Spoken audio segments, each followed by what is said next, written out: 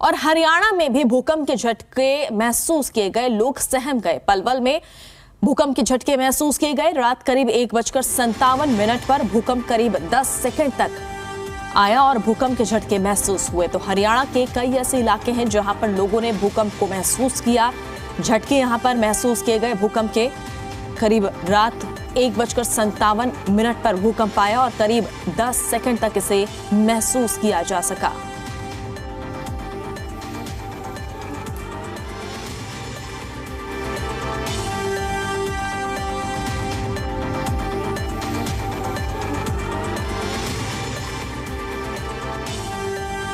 चलिए और ज्यादा जानकारी के लिए सीधा रुख कर लेते हैं दिल्ली से जी मीडिया संवाददाता चरण सिंह सहरावत हमारे साथ जुड़ रहे हैं और साथ ही दिल्ली से ही राजकुमार भाटी भी हमारे साथ हैं। चरण, दिल्ली वासियों का क्या हाल है? भूकंप का किस तरह से असर यहां पर देखने को मिला?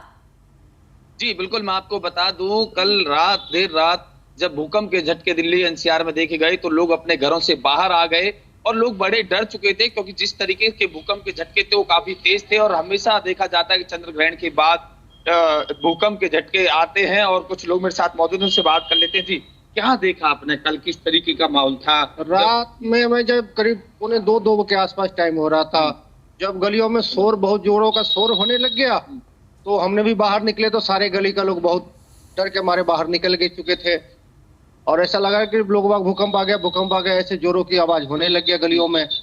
हम भी बाहर निकले, जब कान में आवाज आया तो हम भी बाहर निकले, तो गली का लोग पूरे बाहर निकले हुए पड़े हुए थे। जी, तो कहीं ना कहीं लोग डरे हुए थे, क्योंकि जिस तरीके से भूकंप के झटके थे वो काफी तेज थे। और बताया जा रहा है कि ये भूकंप के झटके दिल्ली एनसीआर के साथ साथ जो ये द्वारका में रहने वाले जो लोग हैं, उन्होंने बताया कि उनके जो रिश्तेदार हैं जो कि लखनऊ साइड में रहते हैं, वहां से भी रात उनके पास फोन आया कि वहां पर भी भूकंप के झटके आए हैं और काफी तेज गति से। जी बिल्कुल। राजकुमार, आप जिस इलाके में इस वक्त मौजूद है वहां के लोगों का क्या मानना है? क्योंकि केंद्र जो है नेपाल रहा है, वहां पर भारी नुकसान की भी खबर आ रही है। ऐसे में आप जहां खड़े हुए हैं वहां पर लोगों ने क्या बताया? भूकंप से जुड़ी हुई कोई जानकारी? जी बिल्कुल, मैं आपको बताना चाहूंगा, जब सुबह मॉर्निंग वॉक के लिए निकले तो लोग आपस में इस बात की चर्चा कर रहे थे, क्योंकि भूकंप के जो झटके हैं वो रिक्टर स्केल पर 6.3 की तीव्रता से मापे गए थे। और इसका भले ही जो केंद्र है वो नेपाल बताया जा रहा हो, जहां पर कुछ जानमाल की नुकसान की भी खबर है, हमारा पड़ोसी देश है वहां पर, मगर ये जो है एक घटना रात के करीब 2 बजे के आसपास जब हुई तो लोग अपने घरों से बाहर निकले। जब सुबह पार्कों में एक झुंड जब बनता है, लोग जब इकट्ठे होते हैं, तो उन्होंने इस बात की जिक्र जरूर किया। और जिक्र के साथ साथ लोग जो है चिंता में भी थे थोड़ा, कि इस तरह का जो भूकंप था, क्योंकि वो तेज था और लोगों को बड़ा दहशत का सा माहौल सुबह देखने को मिल रहा था।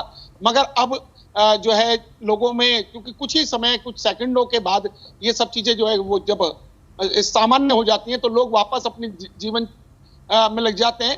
ये भला, क्योंकि देश में उस समय जब भूकंप का समय था रात के करीब 2 बजे के आसपास, तो 80% लोग अपने घरों में गहरी नींद में सोए हुए थे।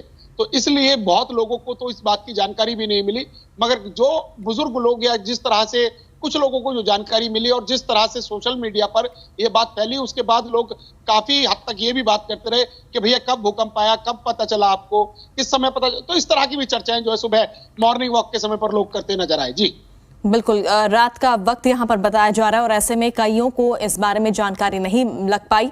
चरण सिंह हमारे साथ बने हुए हैं। चरण, लोगों में किस तरह का माहौल है? क्या दहशत है? क्या लोग डरे हुए हैं इस भूकंप के चलते?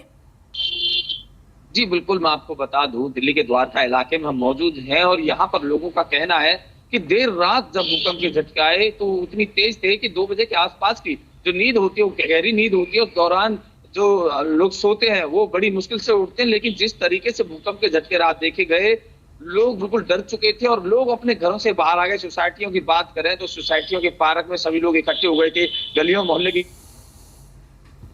अपने घरों से लोग बाहर आ गए थे, क्योंकि लोगों को इतनी तेज झटका लगा भूकंप का, तो डर गए थे लोग कहीं ऐसा ना हो कि, मतलब इस तरीके के झटके थे कि कभी बिल्कुल घर ना गिर जाए, क्योंकि लोगों के बेड बिल्कुल हिलने लगे थे, पंखे तेज तेज हिलने लगे थे। तो लोग सभी लोग बाहर आ गए, दहशत का माहौल बना हुआ था। और सुबह जब हमने देखा, जब और लोग मिले आपस में पार्क के टाइम पे, जब लोग पार्क में गए तो वहां पे सब लोग आज पार्क में भी भूकंप की बात करते हुए नजर आए, क्योंकि जिस तरीके से भूकंप के झटके दिल्ली एनसीआर में जो देखे गए काफी तेज थे। और बताया जा रहा है कि नेपाल में ज्यादा तेज थे और वहां से चलता हुआ जो था, केंद्र नेपाल में रहा, फिर उसके बाद दिल्ली एनसीआर में रहे, और दिल्ली यूपी के लखनऊ की बात की जाए तो वहां पर भी भूकंप के झटके देखे गए। तो कहीं ना कहीं और बताया जाता है कि ये चंद्र ग्रहण के आसपास ये हमेशा ऐसा होता है कि भूकंप के झटके देखे जाते हैं। जी चलिए, तो एक वजह यहाँ पर चंद्र ग्रहण को यहाँ पर मानी जा रही है कि जब भी चंद्र ग्रहण होता है तो उसके बाद इस तरह की जो घटनाएं वो होती ही हैं।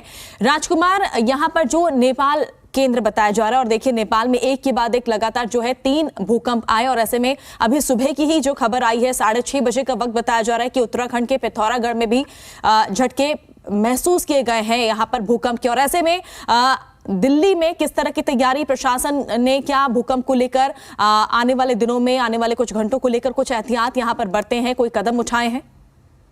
जी बिल्कुल, मैं आपको बताना चाहूंगा, जिस तरह से मेरी सुबह ही दिल्ली फायर सर्विस के मुख्यालय से बात हुई तो उन्होंने बताया कि किसी भी तरह की कोई घटना की कॉल दिल्ली फायर सर्विस को नहीं मिली है, क्योंकि जब अमूमन इस तरह की कोई घटना होती है, चाहे वो आगजनी हो, चाहे वो भूकंप हो, इस तरह की कोई घटना होती है तो सबसे पहला जो सिस्टम में एक्टिवेट होना पड़ता है वो फायर सर्विस को होना पड़ता है, वो डिजास्टर मैनेजमेंट को होना पड़ता है।